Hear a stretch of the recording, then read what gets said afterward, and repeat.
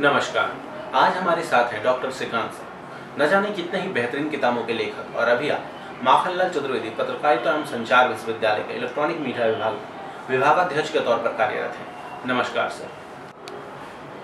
Sir, सबसे पहला सवाल तो यह है कि 1992 से आपने अध्यापन शुरू किया और आज 2016 माखनलाल में 24 वर्षों का यह सफर कैसा रहा? देखिए, माखनलाल में अगर सफर अच्छा नहीं रहा होता तो 24 साल बिताते हैं क्यों? क्योंकि बीच में हम यहाँ से 6 महीने के लिए कुशाभाऊ ठाकरे पत्रकारिता एवं जनसंचार विश्वविद्यालय रायपुर में प्रोफेसर के पद पर थे और 6 महीने में ही इस संस्था के मोह ने यहाँ के तत्कालीन छात्रों के प्रेम ने हमें पुनः यहाँ आने के लिए बाध्य कर दिया। तो ये कहा जाए कि 24 वर्ष तक एक जगह रहना ये किसी न किसी अच्छे सफर का अपने आप में द्योतक है। सर, बदलाव, समय के साथ बदलाव आते हैं तो सर, और समय के साथ निश्चित तौर पे छात्र भी बदलते हैं। तो 1992 के बैच में जो छात्र आते थे और आज जो छात्र आते हैं उनमें आप क्या परिवर्तन पाते हैं? देखिए, ये अंतर की बात जो होती है हमेशा, चाहे कोई विद्यालय हो या विश्वविद्यालय हो या कोई भी शैक्षणिक संस्था हो, हर वर्ष कुछ न कुछ छात्र वहां से निकलते हैं और कुछ नए छात्र प्रवेश लेते हैं और हर बैच में सभी छात्र एक समान ही हो, एक प्रकृति के हों, ये संभव नहीं हो पाता है कि सबकी प्रकृति एक जैसी हो। बदलाव की जो बात है वो समय के साथ व्यक्ति को बदलना जरूरी होता है। 1992 में जो स्थिति थी उस समय आज की तुलना में जो छात्र थे वे अनुशासन को लेकर के और अपने कैरियर को लेकर के आज की तुलना में काफी सतर्क रहते थे। उन छात्रों में अध्ययन करने की ललक उस समय थी क्योंकि टेक्नोलॉजी आज जैसी विकसित नहीं थी। आज के छात्रों में पुस्तक के प्रति टेक्नोलॉजी की तुलना में कम लगाव रहता है। छात्र टेक्नोलॉजी पर ज्यादा अपने को अवलंबित समझते हैं, अवलंबित करते हैं। अध्यापक क्लास में पढ़ा रहा है, छात्र जो है ये मान लेते हैं कि ये चीजें नेट पर मिल जाएगी। तो पहले जहां कक्षाओं की उपस्थित 80 से 90% लगभग एवरेज होती थी, आज वो स्थिति नहीं रह गई है। तो एक तरह से मुख्य जो बुनियादी अंतर है कि तब शिक्षा ज्ञान के लिए होती थी, अध्यापक और पुस्तकों के प्रति छात्र ज्यादा निष्ठावान होते थे। आज छात्र अध्यापक और पुस्तक दोनों के प्रति पहले की तुलना में कम निष्ठावान हैं। वे इंटरनेट और मीडिया टेक्नोलॉजी पर अपने को ज्यादा अवलंबित पाते हैं। 80 का दौर वो दौर था जब मीडिया शुरू हो रही थी।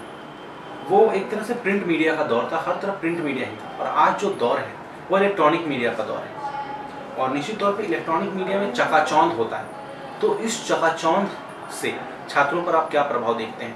प्रिंट मीडिया और इलेक्ट्रॉनिक मीडिया के कारण पत्रकारिता के क्षेत्र में क्या बदलाव आए? देखिए, संदर्भ में दो चीजें हैं। आपको करना क्या है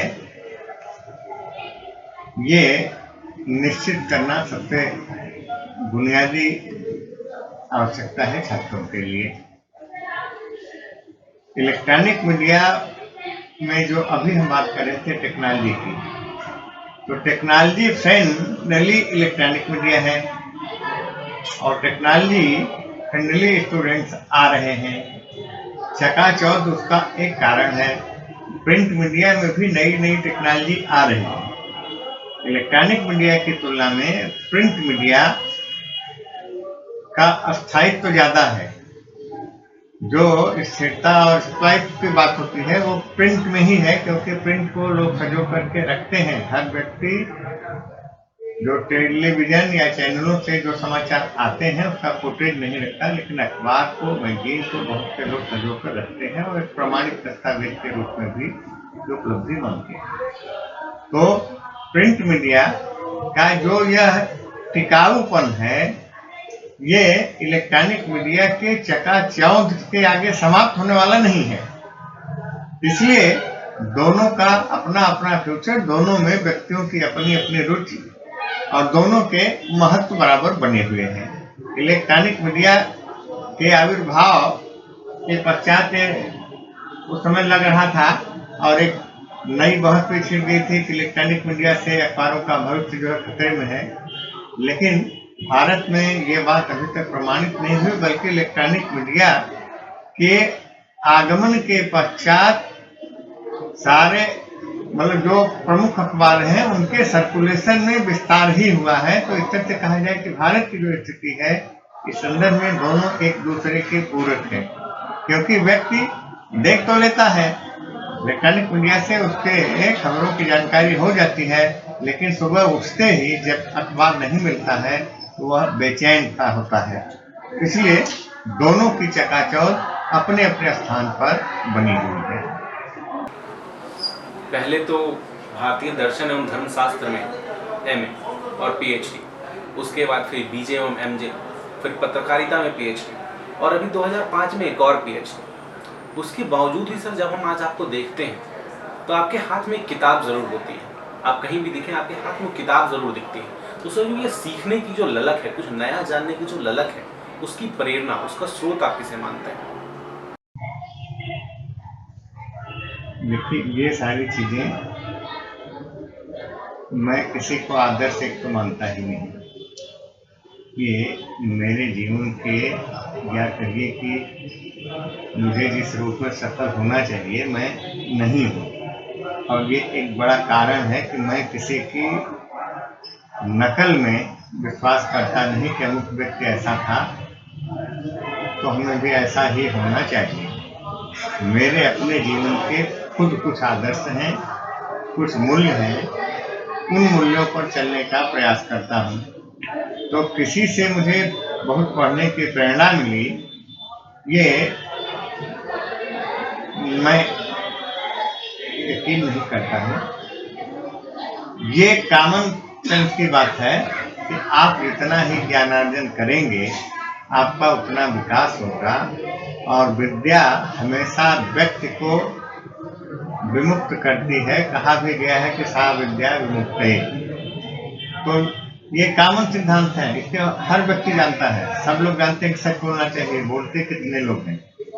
कथनी करनी में बहुत अंतर होता है। इसलिए मैं किसी की कथनी और करनी को अपना आदर्श नहीं मानता हूँ, क्योंकि प्रायः आज की जो पीढ़ी है, जो हमारे मार्गदर्शक हैं, उनके कथनी करने के अंतर को देखते देखते मैं ऊब चुका हूँ। इसलिए मेरे अपने खुद के मूल्य हैं, खुद के सिद्धांत हैं, जिसमें अध्यापन, अध्ययन ये मेरे शौक का विषय है। इसलिए मैं हमेशा नई नई पुस्तकें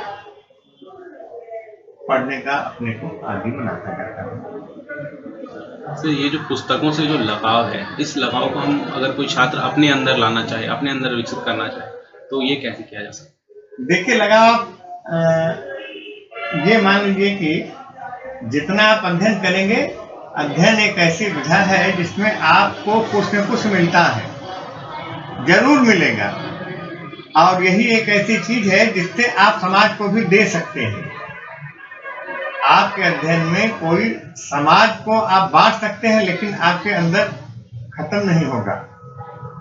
ये किसी ने लिखा है, सरस्वती भंडार की बड़ी अपूर्व बात, ज्यों खर्चे त्यों त्यों बढ़े, बिन खर्चे घट जाए। आप जितना ही ज्ञान पुस्तकों से अर्जित करेंगे और उस ज्ञान को जितना लोगों में बांटेंगे, लोगों को देंगे, उससे आपके ज्ञान में वृद्धि होती रहेगी, वो कभी समाप्त नहीं होगी, बढ़ेगा ही। तो ये एक ऐसा धन है जिसको बांटने से भी बढ़ता है, और आपकी कोई भी संपत्ति हो उसको आप बांटेंगे तो कम होगी, लेकिन ये जो विद्या का भंडार है, इसे जितना ही आप बांटेंगे उतना ही बढ़ेगा। तो इस सिद्धांत को कि जिसे आप बांटिए और कम न हो, बल्कि उसका विस्तार होता जाए, वो बढ़ता जाए, इसे जो भी अपने जीवन का मूल मंत्र मान लेगा, पुस्तकों के प्रति उस छात्र का लगाव स्वमेव हो जाएगा। किसी और क्षेत्र के हिसाब से पत्रकारिता के क्षेत्र के बारे में बताने वाली संस्थाएं कम हैं। तो इसके कारण जब आज कोई छात्र मीडिया में आने के लिए कमर कसता है, जब पत्रकारिता के क्षेत्र में आना चाहता है, तो उसे वह प्रॉपर गाइडेंस नहीं मिल पाता। तो आपके अनुसार जब कोई छात्र मीडिया में आना चाहता है तो उसे खुद को किस तरह से तैयार करना चाहिए, उसे इसके लिए तैयारी किस तरह से करनी चाहिए? ये प्रश्न आपका जो है मैं इससे बिल्कुल सहमत नहीं हूँ, क्योंकि देश के में इस समय लगभग 400 के आसपास, एग्जैक्ट आंकड़ा तो नहीं है, 400 के आसपास यूनिवर्सिटीज हैं और करीब करीब उसमें से 80% यूनिवर्सिटीज में पत्रकारिता का विभाग ये कह सकते हैं, कहीं जनसंचार के नाम से, कहीं पत्रकारिता के नाम से, कहीं इलेक्ट्रॉनिक मीडिया के नाम से संचालित हो रहे हैं।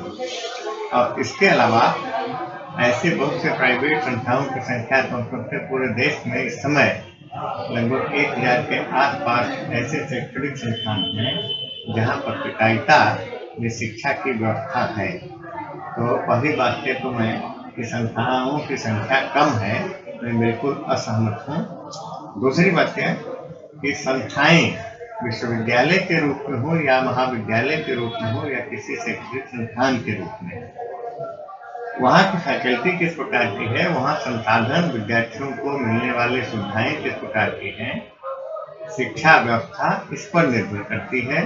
वहाँ के अध्यापकों की जिज्ञासा, वहाँ के अध्यापकों का ज्ञान, वहाँ के अध्यापकों की ललक और समर्पण इस पर निर्भर करता है कि विद्यार्थी को कितना समर्पित भाव से मीडिया में दक्ष होने के लिए तैयार कर सकें।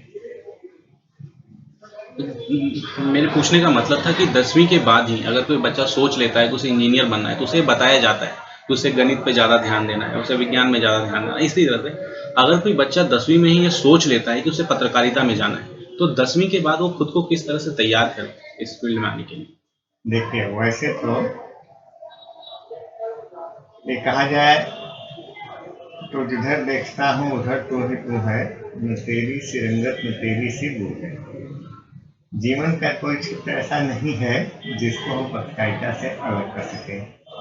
अंतरिक्ष में वायुयान चलता है, कोई परीक्षण होता है तो वो उसकी भी सूचनाएं हमको पत्रकारिता के माध्यम से ही मिलती हैं हम लोगों को। धरती के अंदर कोई नई खोज होती है कि यहाँ इतने नेचुरल रिसोर्सेज हैं, वो भी हमको पत्रकारिता के माध्यम से ही हम लोगों तक पहुँचाते हैं। तो तीनों लोगों, ये पत्रकारिता जो है तीनों लोगों में विद्यमान है, तो इसका क्षेत्र बहुत व्यापक है, जहाँ देखे वहाँ ये विद्यमान है। लेकिन अब प्रश्न पूछिए। अगर कोई छात्र खुद को 10वीं के बाद पत्रकारिता के लिए तैयार, अब 10वीं के बाद पत्रकारिता जो इंजीनियरिंग करना है उसको लोग बताते हैं कि भाई पीएमसी ग्रुप लो। तो पत्रकारिता के क्षेत्र में देखिए, चूंकि विधाएं बहुत हैं और विशेषज्ञता का जमाना है, तो किसी भी फील्ड का व्यक्ति अगर अपने उस सब्जेक्ट में दक्ष है तो पत्रकारिता के उस फील्ड में विशेषीकृत रूप से वह सफल जरूर होगा।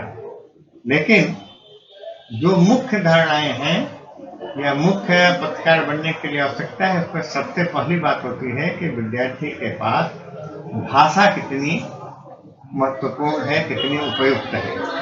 तो कम से कम बाइलिंगुअल द्विभाषी होना बहुत ही आवश्यक है। तो छात्र को भाषा पर ध्यान देना चाहिए। दूसरी बात, जो घटनाएं घट रही है कहीं न कहीं से पॉलिटिकल पार्ट पत्रकारिता में बहुत होता है और उसका संविधान से किसी न किसी रूप में रिश्ता होता है। संविधान जो है सोशल साइंस के अंतर्गत एक विषय के रूप में राजनीति शास्त्र में और विध में पढ़ाया जाता है। तो विद्यार्थी को भाषा के साथ सामाजिक विज्ञान विषयों की तरफ, जिसमें करंट इशूज प्रमुख हो, इन सारे विषयों से परिचित होने के लिए, इसमें उसे सतत परिश्रम करने के लिए, ज्ञान प्राप्त करने के लिए ये प्रेरित करना चाहिए, तब वो एक अच्छा पत्रकार बन सकता है। कि मीडिया के क्षेत्र में फील्ड वर्क काफ़ी ज़रूरी है, मगर जैसा भी आपने बताया कि आजकल के छात्रों का रुझान किताबों से हटकर टेक्नोलॉजी की तरफ चला गया है, तो आपके अनुसार एक छात्र में फील्ड वर्क और किताबी ज्ञान का अनुपात क्या होना चाहिए? उसे इन दोनों के बीच में समन्वय किस तरह स्थापित करना चाहिए? देखिए, पत्रकारिता का कोई भी सिद्धांत ऐसा नहीं है जिसको हर जगह लागू किया जा सके। ये ध्रुव सत्य है।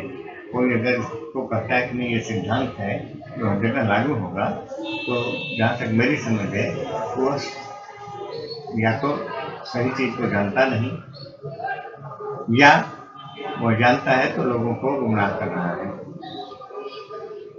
पत्रकारिता में जब भी बात होती है थ्योरेटिकल नॉलेज, थ्योरेटिकल और प्रैक्टिकल फील्ड से आशय क्या है? सबसे पहली बात तो ये होती है कि फील्ड से आशय क्या है। पत्रकारिता में दोनों विधाएं काम करती हैं। आपको कोई फीचर लिखना है, कोई आर्टिकल लिखना है, तो आप एक कमरे के अंदर बैठ करके जो हम कहते हैं पुस्तकीय ज्ञान आपके पास है, अपना स्वयं का अनुभव है, उस अनुभव के आधार पर आप बड़े आसानी से उसको भाषा के अच्छे स्वरूप में ढाल करके प्रस्तुत कर सकते हैं।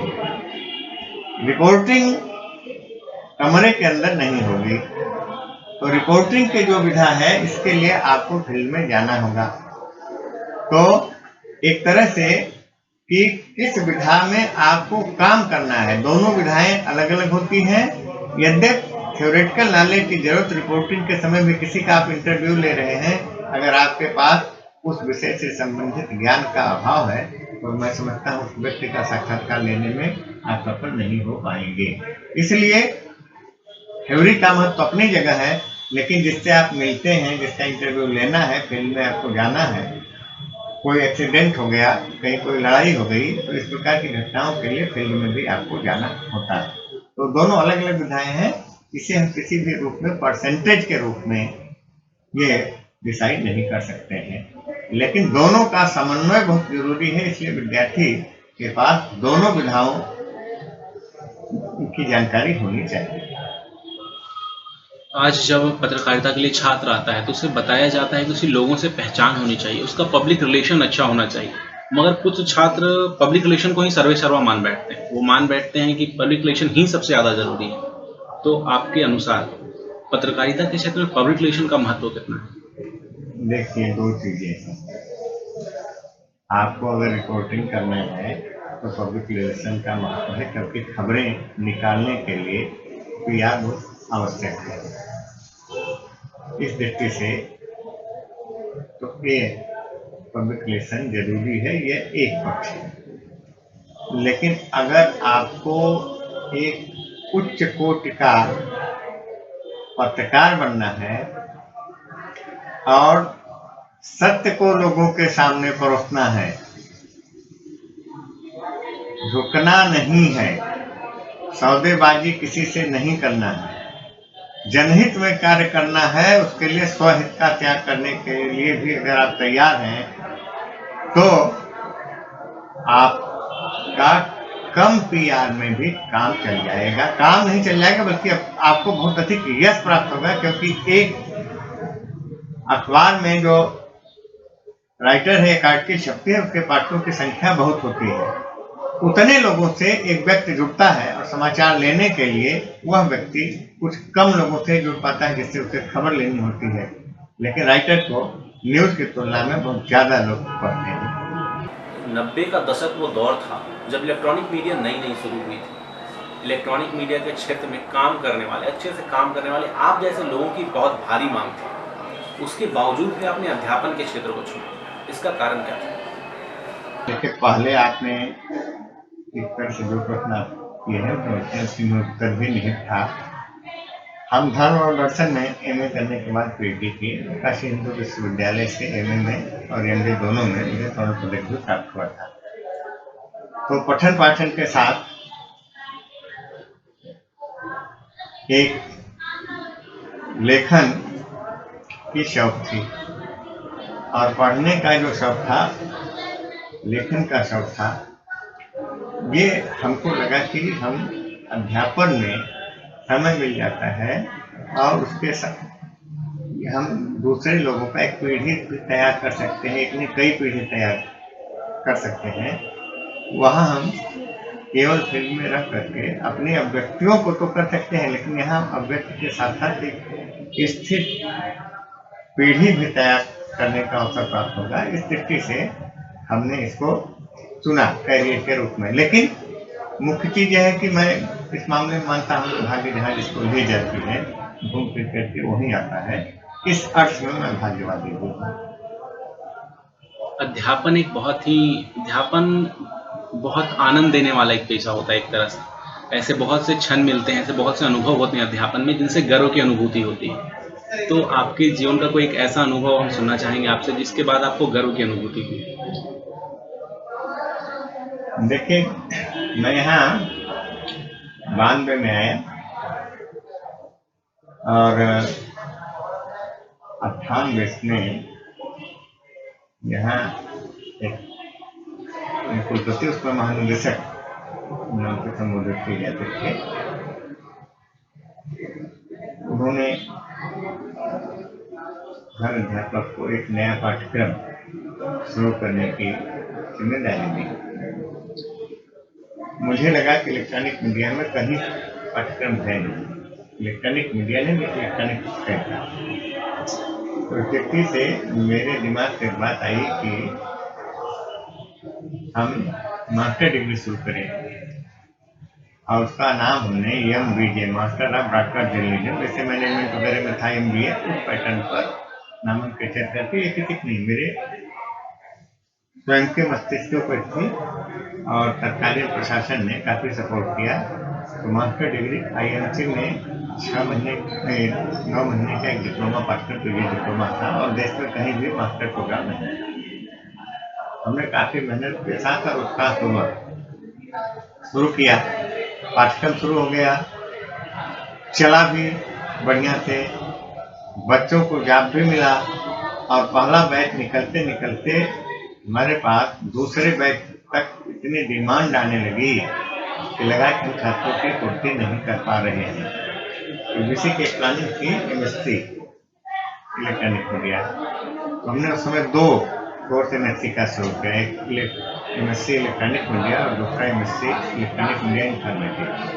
और उसके साथ कैमरा पर्सन बनने के लिए हमने post graduate diploma in video production शुरू किया। फिर समस्या आई कि इंटर्नशिप के लिए हम इतने बच्चों की व्यवस्था कैसे करेंगे। संजोग ऐसा था, प्रकृति मेहरबान थी कि खूब चैनल शुरू हुए, अच्छे चैनल शुरू हुए और छात्रों को न केवल इंटर्नशिप करने का अवसर मिला, बल्कि छात्र जो जहाँ जाते थे वहीं जॉब भी उनको प्राय छात्रों को मिल गया। तो अपना विद्यार्थी जब आगे जाता है तो बहुत प्रसन्नता होती है, क्योंकि मेरा मानना होता है कि विद्यार्थी किसी भी अध्यापक की सबसे बहुमूल्य संपत्ति होते हैं। तो जब हमारी संपत्ति बढ़ती है, हमारी संपत्ति आगे करती है, तो हम समझते हैं कि मेरे लिए अपने आप में गौरव का विषय होता है। तो वह क्षण जो 2002 में यहाँ से निकला, उसमें बहुत से अच्छे विद्यार्थी भी थे, यहाँ तक कि BBC वगैरह में भी ऑफर दे करके इनको छात्रों को बुलाया गया। तो वह क्षण मेरे लिए बहुत ही गौरव का क्षण था। सर, आज की मीडिया जो इलेक्ट्रॉनिक मीडिया है उसकी मांग क्या है, उसे किस तरह के लोगों की आवश्यकता है, क्योंकि इलेक्ट्रॉनिक मीडिया में लगातार परिवर्तन आ रहे हैं तो निश्चित तौर पर उसकी मांग भी बदल रही है। तो आपके अनुसार किस तरह के लोगों की मांग आज इलेक्ट्रॉनिक मीडिया करती है? देखिए, पत्रकारिता के पहले हम कहते हैं कि इसका क्षेत्र बहुत व्यापक है, हर तरह के लोगों की जरूरत है और व्यक्ति अपनी अभिरुचि के अनुसार अपने अभिव्यक्ति को किस प्रकार लोगों के सामने प्रकट करना चाहता है, ये व्यक्ति की अभिरुचि पर निर्भर करता है। और दूसरी बात है कि जॉब जो है एक कहने के लिए कि हम सेवा कर रहे हैं, लेकिन कोई भी मालिक सेवा करने के उद्देश्य से कोई भी मीडिया इंस्टीट्यूशन नहीं चला रहा है। ये सारे लोग प्रॉफिट के लिए, इसलिए ये कहा जाए कि मीडिया प्रॉफिट ओरिएंटेड है। तो ऐसी स्थिति में व्यक्ति किसी भी विधा का हो, एक समन्वयवादी दृष्टिकोण अपनाते हुए उसे अपने संस्थान में निष्ठापूर्वक कार्य करना चाहिए। यही उसकी सफलता का मूल मंत्र होगा। और सर, अब अंत में हम आपसे जानना चाहेंगे कि मीडिया के छात्रों के लिए आपका कोई संदेश? कठोर परिश्रम और अध्ययन दोनों को अपना मूल मंत्र बनाएं तो पत्रकारिता जगत में उन्हें यश और सम्मान दोनों प्राप्त होगा।